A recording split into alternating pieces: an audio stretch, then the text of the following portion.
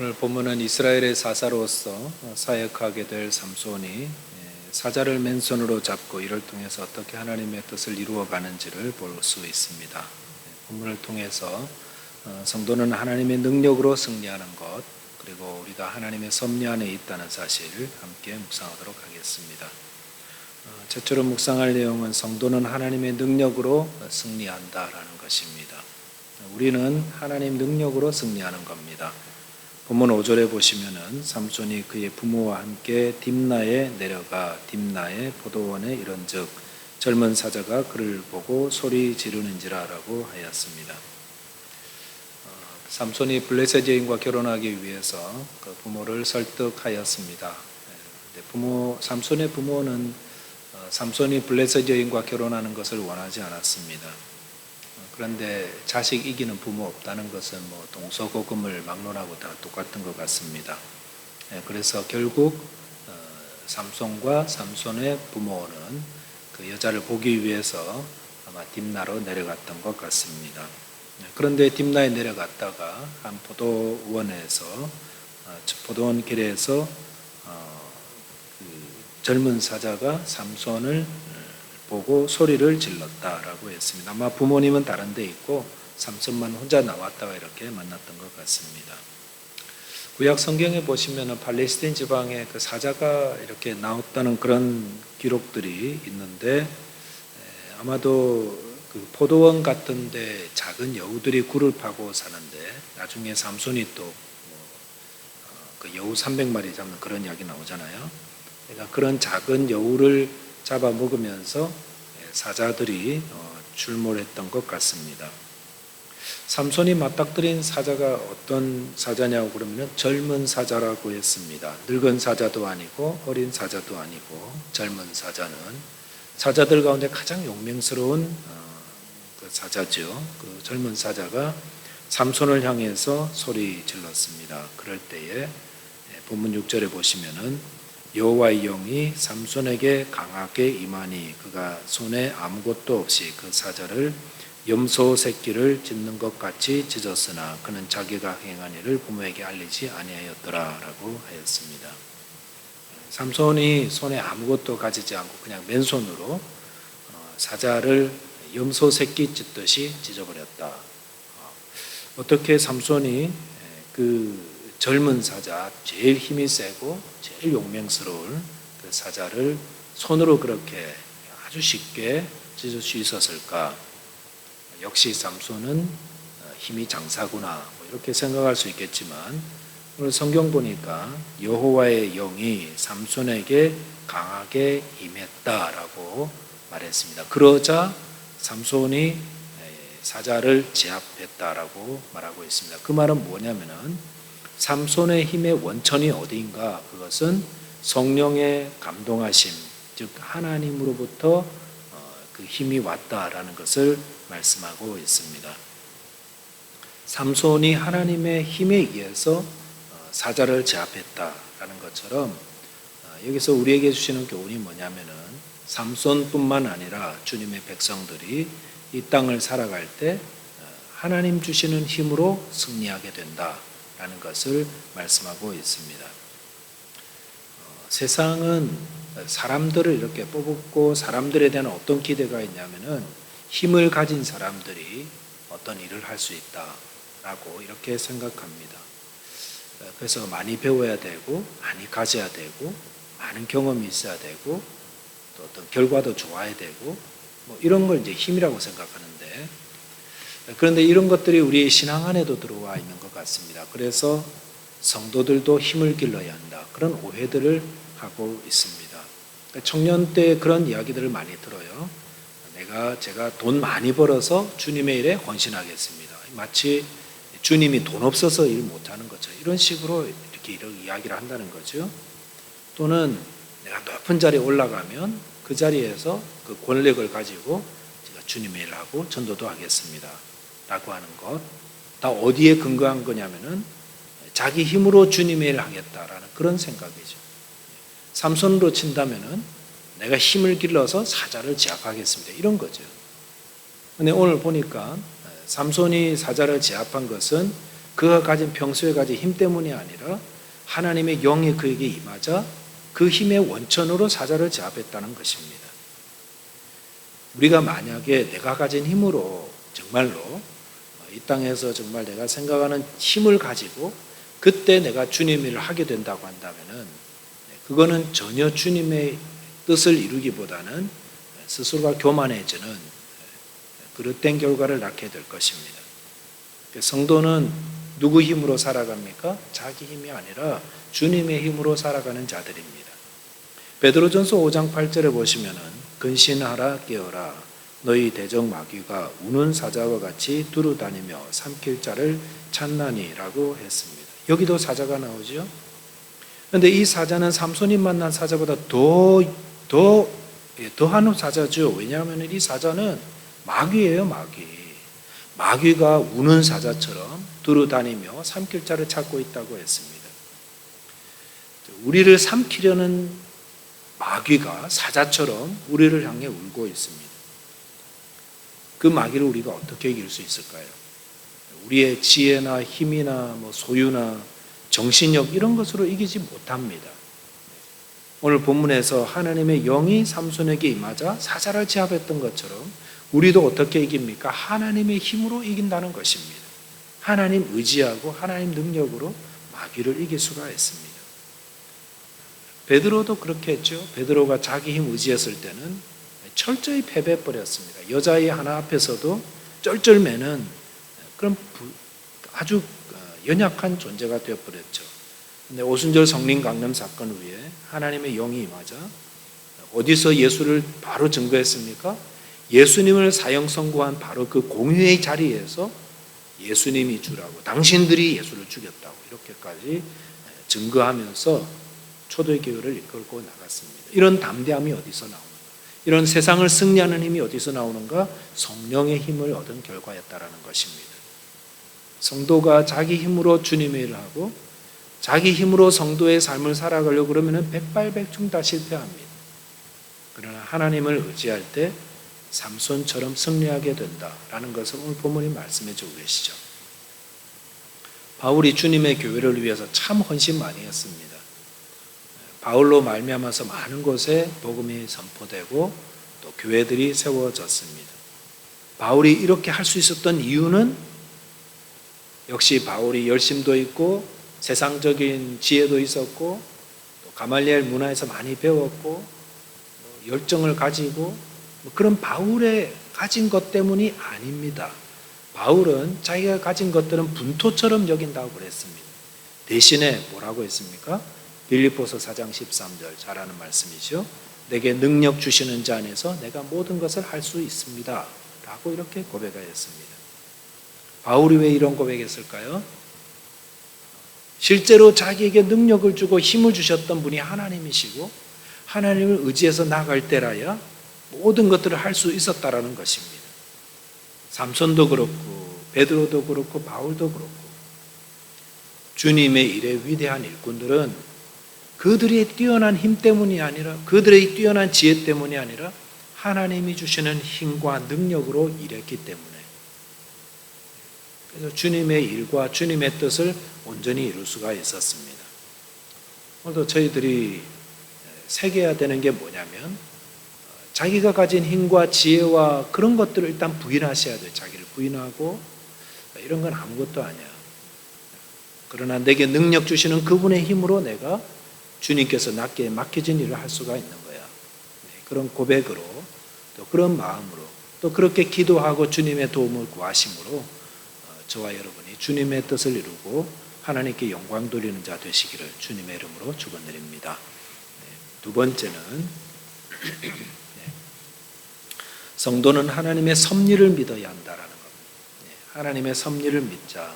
본문 10절에 보니까 삼손의 아버지가 여자에게로 내려가매 삼손이 거기서 잔치를 베풀었으니 청년들은 이렇게 행하는 풍속이 있었습니다라고 하였습니다. 삼손의 아버지가 결국 삼손의 결혼을 이렇게 받아들이고 블레셋 여인과 결혼하는 것을 허락해 주었습니다. 그래서 당시 블레셋 사람들의 그 풍속을 따라서 신부가 될 사람이 거하는 곳에 가서 삼손을 위해서 결혼잔치를 베풀어 주었습니다. 그런데 이제 그 잔치 자리에 삼손이 아는 사람 아무도 없으니까 그 지역의 사람들이 삼손의 친구하라고 비슷한 나이 또래의 사람들 한 30명을 데려다가 뭐 친구로 삼아 주었다라는 겁니다. 뭐 진짜 친구는 아니고 그냥 이렇게 들러리 겸 자리를 채워주는 그런 사람으로 왔던 것 같습니다. 그런데 거기서 삼손이 그 데려온 사람들 사이에서 이렇게 대화하고 뭐 아무튼 자기를 위해 왔으니까 고마운 사람들이죠. 그러니까 그들을 위해서 어떤 자리를 좀 흥겹게 만들기 위해서 수수께끼를 하나 던졌습니다. 그러니까 이제 다들 흥미를 가지고 이렇게 들으려고 그랬겠죠. 자, 그런데 그 수수께끼가 사건이 되어버렸습니다. 흥미를 북돋기 위해서 했던 그 수수께끼가 그냥 지나가는 수수께끼가 사건이 되어버렸습니다. 그래서 그 수수께끼 사건을 통해서 하나님의 구원 사역을 위한 중요한 일을 하는 계기가 수수께끼 사건이 되었습니다. 그래서 수수께끼를 들었습니다. 그런데 그걸 사람들이 풀지 못하지요. 당연히 못 풀죠. 왜냐하면 삼손의 개인적인 경험에서 나온 거니까. 그런데 그것을 어떻게 알아냈습니까? 블레셋 사람들이 삼손의 아내가 될 사람을 위협해가지고 너 이거 알아내지 못하면 너하고 너의 가족을 다 불사르겠다, 죽이겠다. 그러니까 겁에 질려가지고 삼손에게 답을 이렇게 알아내게 되었죠. 그리고 나중에 이제 삼손이 그 사실을 알게 되고 이걸 계기로 삼손이 블레셋 사람들을 노력하게 되었습니다. 그래서 19절에 보니까 여호와의 영이 삼손에게 갑자기 임하심에 삼손이 아스글론에 내려가서 그곳 사람 30명을 쳐 죽이고 노력하여 수수께끼 푼 자들에게 옷을 주고 심히 노하여 그의 아버지의 집으로 올라갔고 라고 하였습니다. 여기서도 보시면은 여호와의 영이 삼손에게 갑자기 임했다고 그랬습니다. 그 말은 하나님께서 삼손을 사용하고 계신다는 것을 알려주시는 겁니다. 그래서 삼손이 이제 처음으로 하나님께 사용이 되는데 하나님이 영에 이끌려서 사역을 하게 되는데 그래서 그의 백성을 구원하기 원하시는 하나님께서 삼손을 이제 처음으로 사용하신 겁니다. 그런데 이 사건의 발단이 어디서 시작되었습니까? 삼손이 흥을 돋기 위해서 던졌던 수수께끼 하나 때문에 이게 사건이 되고 발단이 되어서 이를 통해서 하나님의 뜻을 이루어가게 되었다는 것입니다. 아무런 의미도 없이 그냥 재밌게 던졌던 수수께끼 하나가 이걸 통해서 하나님의 구원의 사건을 풀어나가는 단초가 되더라는 것입니다. 이걸 통해서 이 삼손이 계획한 건 아니거든요. 누가 계획한 거죠? 하나님께서 계획하신 것입니다.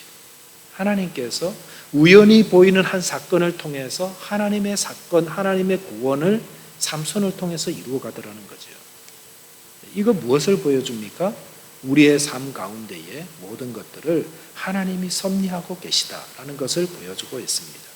그래서 그 섭리 안에는 우리가 보기에는 너무 우연스러운 일인데도 불구하고 이를 통해서 하나님의 백성을 이끌어내는 귀한 구원의 사건으로 하나님이 만들어 가더라는 겁니다. 대표적인 사건이 요셉 아닙니까? 요셉이 형들에게 팔려서 애굽으로 종으로 와서 살아야 됐었는데 그것은 악이 승리한 것이 아니었습니다. 선이 패배한 것도 아니었습니다. 하나님이 요셉을 버린 것도 아니었습니다. 그것은 철저히 하나님의 섭리 안에 일어났던 구원의 사건의 그 계기가 되는 사건이었죠. 그래서 나중에 요셉이 이 사건에 대한 하나님의 섭리를 알았습니다. 그래서 창세기 50장 20절에 이렇게 고백하지요. 형들에게 당신들은 나를 해하려고 하였으나 하나님은 그것을 선으로 바꾸사 오늘과 같이 많은 백성의 생명을 구원하게 하시려 하셨나니라고 하였습니다. 요셉은 하나님의 섭리를 믿는 자였습니다. 저와 여러분이 하나님의 섭리를 믿는 자 되어야 합니다. 그래서 삶 가운데 일어나는 일들이 다 내가 보기에는 하찮아 보이는 일이라 할지라도 이를 통해서도 하나님이 구원의 역사를 이루어 가신다라는 그 믿음으로 바라볼 수 있어야 됩니다. 우리가 요셉이 국무총리가 된 게 그가 뭐 열심히 노력해서 된 게 아니잖아요. 혹은 기회를 잘 포착해서 된 것도 아니잖아요. 사람들이 노력하면 성공할 수 있다라고 하지만 다 그런 건 아니에요. 기회를 잘 잡으면 성공할 수 있다고 하지만 또 다 그런 건 아니에요. 그 안에 무엇이 있습니까? 하나님의 섭리가 있습니다. 그래서 우리가 하나님의 섭리를 믿기 때문에 요셉과 같이 역경 속에서 어려움 속에서도 신앙인처럼 인내하며 하나님을 바라보는 것입니다. 그리고 하나님의 섭리를 믿기 때문에 나에게 해를 끼친 사람이라 할지라도 나의 원수에게도 내가 똑같이 악으로 갚지 않는다는 것입니다. 욥이 당한 어려움도 한번 생각해 보십시오. 욥은 하나님을 두려워하며 하나님을 정말로 바르게 믿었던 동방의 의인이요 참 신앙인이었습니다. 그런데 어느 날 그 자녀들이 다 죽어버렸습니다. 설상가상으로 가지고 있는 재산도 다 그냥 날아가 버렸어요. 빈털터리가 되었습니다. 혹시 이런 일이 우리 속에 당하면 우리는 얼마나 어떻게 해야 할까? 그런 생각도 한번 해볼 필요가 있습니다. 물론 그런 일은 생기면 안 되겠지만 혹시나 내 삶에 이런 큰 어려움들이 왔을 때 우리는 어떻게 받아들여야 할까요? 삶의 소망이 다 사라져버렸다고, 내가 의지하던 것들이 다 사라져버렸다고 하나님 원망하며 삶을 포기할 것입니까? 절대 그러시면 안 됩니다. 왜냐하면 거기에는 하나님의 섭리가 있기 때문입니다. 욥기 1장 21절에서 22절에서 욥이 이렇게 고백했지요. 이르되 내가 모태에서 알몸으로 나왔사온즉 또한 알몸이 그리로 돌아가올지라 주신 이도 여호와시요 거두신 이도 여호와시오니 여호와의 이름이 찬송을 받으실지니이다 하고 이 모든 일에 욥이 범죄하지 아니하고 하나님을 향하여 원망하지 아니하였다라고 하였습니다. 주신 분도 하나님이고 거두어 가신 분도 하나님이시고 이게 하나님을 믿는 믿음이죠. 어려운 일 당할 때 성도는 하나님을 신뢰하는 마음, 이 마음을 굳건히 붙들고 있어야 됩니다. 이게 인내죠. 붙드는 힘, 인내입니다. 여기 하나님의 섭리가 있다. 내게 당한 이 어려움에는 반드시 하나님의 섭리가 있다. 그리고 분명히 합력하여 선을 이룰 것이다. 이 어려움은 반드시 선한 열매로 나타날 것이다. 이렇게 받아들이면서 더욱 겸손하고 또 감사하며 또 하나님을 찾을 때 이를 통해서 하나님의 영광이 나타나는 것입니다. 삼손의 수수께끼는 하나님의 섭리 가운데 있었던 사건이었습니다. 저와 여러분의 삶 가운데서도 우연히 이루어지는 것 같은 하나하나가 다 하나님의 섭리 안에 이루어지는 것입니다. 하나님이 이 모든 것 통해서 하나님의 역사를 지금도 이루어가고 계십니다. 그러므로 우리가 기쁠 때든 슬플 때든 혹은 모든 것들이 형통할 때든 혹은 모든 것들이 잘 안 될 그런 때라든지 우리는 이 믿음으로 하나님을 신뢰할 수 있어야 됩니다. 저와 여러분 이 땅 살아가면서 하나님의 백성답게 하나님의 능력으로, 내 능력이 아닌 하나님의 능력으로 승리하는 삶을 사시고 또 내 삶의 모든 것 하나님의 섭리 안에 있음을 우리가 분명히 깨닫고 모든 일에 하나님께 영광 돌리는 저와 여러분 되시기를 주님의 이름으로 축원드리겠습니다. 기도하겠습니다. 하나님 아버지 감사합니다. 저희들에게 하나님의 능력을 힘입어서 승리할 수 있는 길을 열어주신 하나님, 저희들에게 주님을 의지하는 믿음을 주시옵소서. 주님의 성령께서 날마다 우리에게 임하여 주시고 우리를 도구로 사용하여 주시기를 위해 기도드립니다. 주님의 능력이 내게 임하시사 악한 마귀의 모든 괴계를 다 능히 이겨나갈 수 있도록 저희들에게 믿음을 허락하여 주시고 저희들을 도우시고 저희들을 통하여 하나님의 역사가 이루어지기를 기도합니다. 그리고 주님이 모든 것들을 섭리하고 계심을 믿습니다. 주님 저희들에게 주신 분도 하나님이시고 거두어 가신 분도 하나님이십니다. 그리고 주님 저희들이 알지 못하는 모든 것까지도 하나님이 다 합력하여 선을 이루고 계십니다. 주님 우리의 삶을 이토록 소중하게 이끌어 주시는 하나님, 이 모든 것들을 믿고 인내하며 이겨나갈 수 있도록 순간순간마다 하나님께 감사하게 하시고 하나님의 선한 뜻 의지하여 승리하며 하나님께 영광 돌리는 저희 모든 성도들 다 되게 하여 주옵소서. 우리 주님 예수 그리스도 이름 의지하여 감사하며 기도하옵나이다. 아멘.